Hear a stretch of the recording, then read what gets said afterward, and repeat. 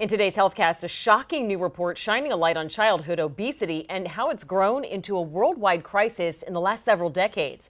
Plus, we have a warning as flu season begins. Local 10 medical specialist Christy Kruger in the newsroom with a closer look.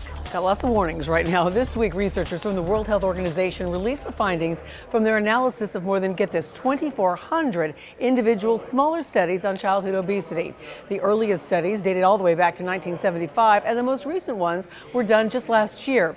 And the findings are troubling, to say the least. They claim that the number of children and teenagers dealing with obesity has grown tenfold in the last 4 decades, affecting a grand total of 124 million kids today, up from just 11 million in 1975. Now, every person was divided into one of these 4 categories: obese or overweight, underweight, as well as moderately or severely underweight.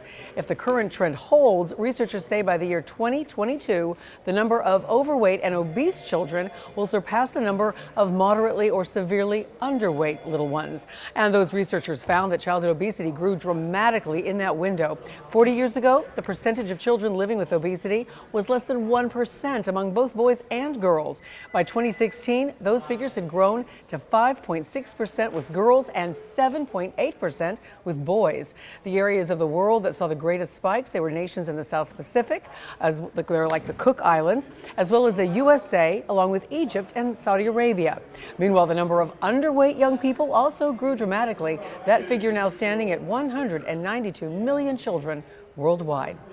And turning now to another warning, the month of October marks the start of flu season, and health officials are warning that the U.S. could be really underprepared for the outbreak this year. Here's why. The center is on the strain of a virus called H7N9. It's not here yet, but it could be, especially if other countries don't control the spread of the virus in their countries. The U.S. trades all kinds of medical supplies and medicines with other countries, and we definitely do not want to be trading that flu virus too.